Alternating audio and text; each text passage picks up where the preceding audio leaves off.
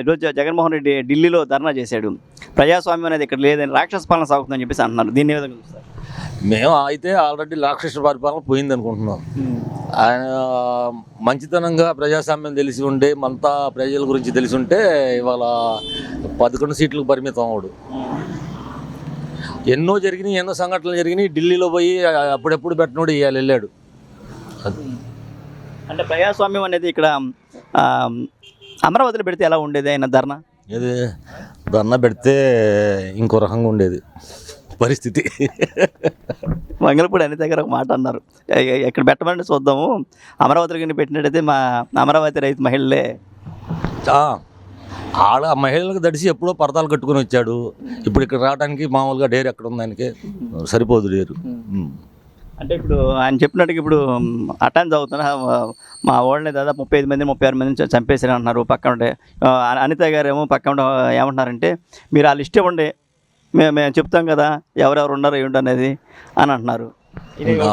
అవును, ఉంటే ఆ 36 మందిని చచ్చిపోయిన లిస్ట్ ఉంటే వాళ్ళు ఇది చేసుకుంటారు కదా, మంచిదే కదా ఇస్తే. లేనిది చెప్తే ఇప్పుడు వాళ్ళు మన ఫ్రెండ్షిప్లో వాళ్ళకేదో పాత కక్షలు ఉన్నాయి, వాళ్ళు చంపుకున్నారు, దాన్ని రాజకీయం చేస్తారు. అంటే ఇప్పుడు ఒక విషయం అండి, ఇప్పుడు జగన్మోహన్ రెడ్డి యొక్క పరిస్థితి ఎలా ఉందంటారు? ఇప్పుడు పరిస్థితి అయితే ఆయనకేమైంది, ఆయన బాగానే ఉంది.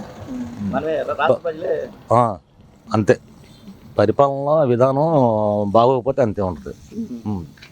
చెప్పేది ఉంది. నేను ఇప్పుడు 15,000 కోట్ల రూపాయలు ఇప్పుడు కేంద్ర ప్రభుత్వం నుంచి ఇస్తామని చెప్పేసి ఎప్పుడు లేని విధంగా ఇప్పుడు ప్రకటన చేశారు. ఏది ఈ సంవత్సరానికి ఎట్లా ఉండబోతుంది అంటారు? దీని విధంగా చూస్తారు? దాన్ని చూస్తామంటే ఇక్కడ అమరావతి పరిస్థితి చూసి ఇవ్వచ్చు, వాళ్ళ అవసరాన్ని బట్టి ఇవ్వచ్చు, ఇంకో రకంగా ఇవ్వచ్చు. ఏదైనా కానీ ఇక్కడ అమరావతి అనేది మంచి జరుగుతుంది. ఇప్పుడు చాలా తేడా వచ్చింది. అప్పుడు కౌంటింగ్ 4వ తారీఖు కాడ నుంచి 5వ తారీఖు కానీ డిఫరెంట్ ఉంది.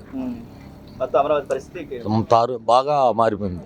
కౌంటింగ్ అంటారా, లేకపోతే ఎలక్షన్ డిక్లేర్ చేసిన కాడ నుంచి మీకు నమ్మకం వచ్చేసిందా? మాకు నమ్మకం అయితే ఉంది. కౌంటింగ్ కాడ నుంచి పరిస్థితులు మారిపోయినాయి. ఇక్కడ చాలా బాగుంది. ఇప్పుడు మనం చూసినట్టయితే చంద్రబాబు నాయుడు ఒక పక్కన దాదాపు 10 లక్షల కోట్ల రూపాయలు అప్పులైనాయి. ఆయన చేసి వెళ్తాడు, దానికి వడ్డీ కడతాడా? అదేవిధంగా ప్రజల యొక్క సంక్షేమ పరిపాలన కొనసాగిస్తాడా? ఆ లెక్కల నాలెడ్జ్ అయితే మనకు లేదండి. ఇవన్నీ చేయగలడని నమ్మకం ఉందా మీకు? ఆయన మీద నమ్మకం ఉంది. ఆయన సంపద సృష్టిస్తాడని నమ్మకం ఉంది. పరిపాలన బాగుంటుందని నమ్మకం ఉంది. అంటే 4 పరిశ్రమలు వస్తే అన్నీ వచ్చేస్తాయి ఆటోమేటిక్గా. సంపద సృష్టించే గడ్స్ ఆయనకు ఉంది, చేయగలుగుతాడు కూడా ఆయన. ఇప్పుడు తేడా కనపడుతుంది కదండి ఆల్రెడీ. అప్పటికి ఇప్పటికి చాలా తేడా కనపడిపోతుంది. ఇంకా నమ్మకం అనే ఎక్కడి నుంచి కనపడేది? ఇప్పుడు పరిస్థితులే తారుమారైపోయి, ఇంకా ఇది సరిపోదు నమ్మకం రావడానికి. కాకపోతే ఇప్పుడు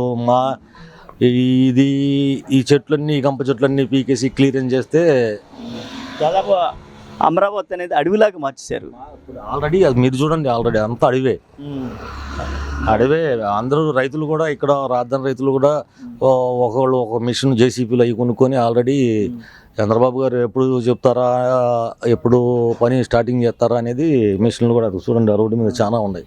మొత్తం రెడీగా ఉండాలి, ఉత్సాహంగా ఉండాలి.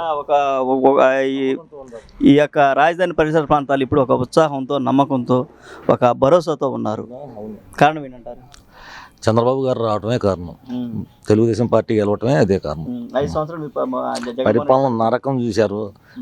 రూపాయి మసలక మగవాళ్ళకే పనులు లేక చాలా ఇబ్బందులు పడ్డారు ఇక్కడ. కానీ జగన్మోహన్ రెడ్డి గారు ఆ రోజు మనకి ఒక మాట చెప్పారు సార్.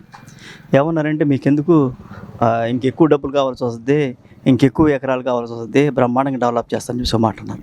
కానీ తర్వాత ఇక్కడికి వచ్చిన తర్వాత హఠాత్తుగా అట్లా ఇదవటానికి, టర్న్ అవడానికి కారణం మా మాట తెప్పను మరి తప్పను అన్న వ్యక్తి అలా అవ్వడానికి కారణం ఏంటంటారు? అది ఆయన వ్యక్తిత్వానికే వదిలిపెట్టాలి మనం.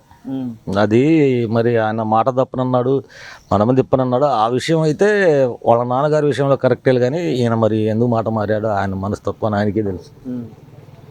ఆయనకి ఏమనిపించిందో మరి. ఇన్ని 5 సంవత్సరాల పాటు ఉన్నారు. 5 సంవత్సరాల్లో మీకు ఎప్పుడైనా రాజధాని రైతులతో మాట్లాడాడు ఆయన? రాజధాని రైతుల్లో మాట్లాడిందా కాదండి. ఆయన ప్యాలెస్ వదిలిపెట్టి ఎప్పుడు వచ్చాడు? వచ్చినా ఒకవేళ పరదాలు కట్టిన దాంట్లో నుంచి వచ్చేవాడు, ఆడవాళ్ళు కూడా కనపడకుండా. మాట్లాడటం లేదు అసలు. ఈ రూటే వచ్చారు ఇంత మట్టికి.